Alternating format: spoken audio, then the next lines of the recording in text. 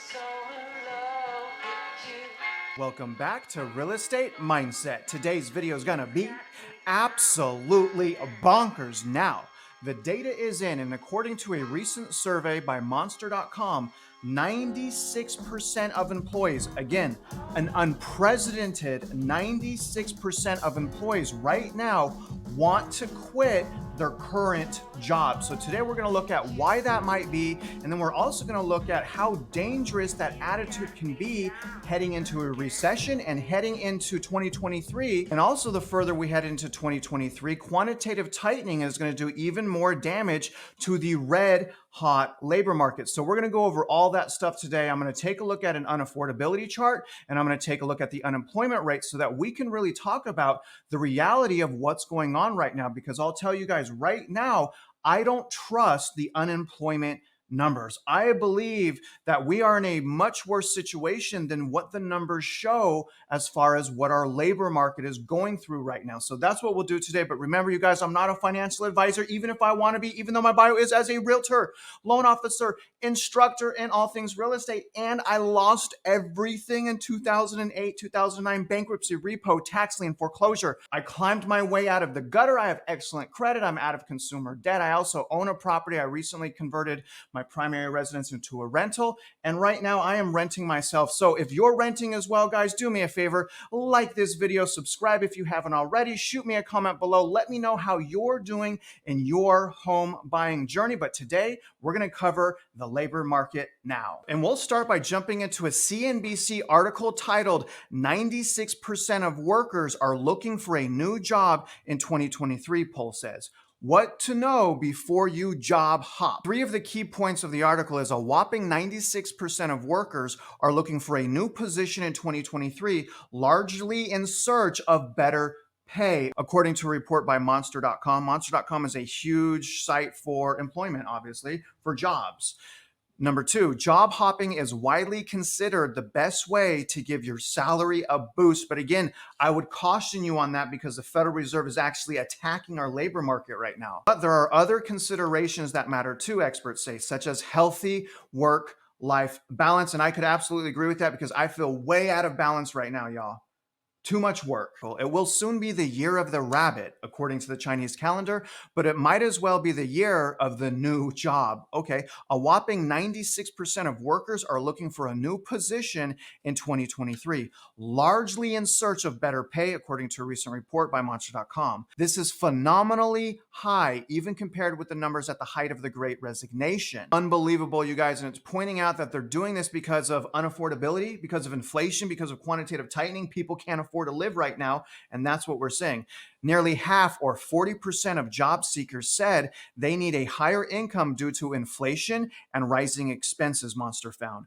Others said they have no room to grow in their current role and that they are in a toxic workplace. The article goes on, the start of the year is always a good time to look. While wage growth has been high by historical standards, it is not, I repeat, it is not keeping up with the increased cost of living, which is still up 6.5% from a year ago and leaving more workers unsatisfied with their pay. Obviously, the money printing, the quantitative easing led to overwhelming inflation. It's now hitting us really hard. Most Americans can already feel that. Job hopping is widely considered the best way to improve your career prospect and pay. In fact, the difference in wage growth for job switches relative to those who stay at their current role is at a record high. So this is essentially saying if you guys want to make more money, quit your job. But I would say probably what you would want to do, especially because unemployment, even though it says it's going down, and I'll get to that in a minute, you probably will want to stay at your employer and talk to them, right? Talk to them, make sure you're in good standing, and then maybe look for a job. But don't tell your current employer you're doing that because they'll probably be upset with you and may penalize you to do that, right? The latest data shows job switchers have been 7.7% wage growth as of November, while workers who have stayed in their jobs have seen 5.5%, according to Daniel, lead economist at Glassdoor, citing data from the Atlanta Federal Reserve. This is the last part of the article right here. Once I'm done reading this, I'm going to go to unaffordability charts. We'll take a look at the unemployment unemployment rate, and then we'll take a look at layoffs and end this video.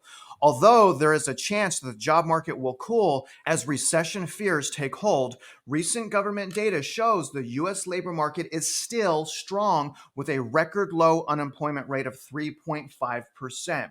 The first quarter of the year is always a good time to look because fiscal budgets have been replenished. Despite recent reports of extensive layoffs, some industries continue to do very well, she said. If cuts are going to happen, they are typically planned months and months in advance, and those companies wouldn't be hiring in January.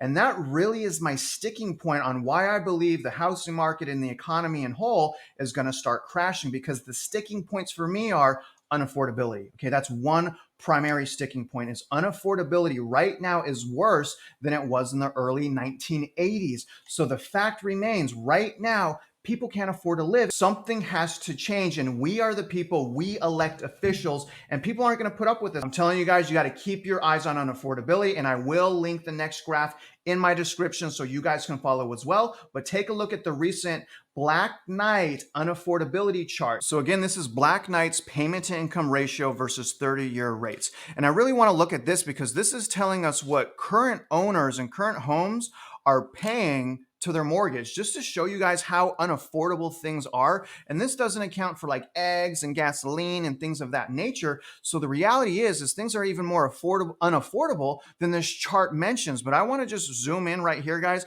As you can see right now, the payment to income ratio for households is 37.4%, meaning 37.4% of their money goes to paying off their mortgage. And if we go to the left here, we can see that the last time things were this unaffordable is when I was born in the early 1980s. Because of this unaffordability, because of the inflation, because of the quantitative tightening, because of how unaffordable things are, people need a second job just to afford to live. And I believe that's why we're seeing such a historically low unemployment rate. Let me show you. Here's our Fred economic data unemployment rate. Last time it was updated was January 6th.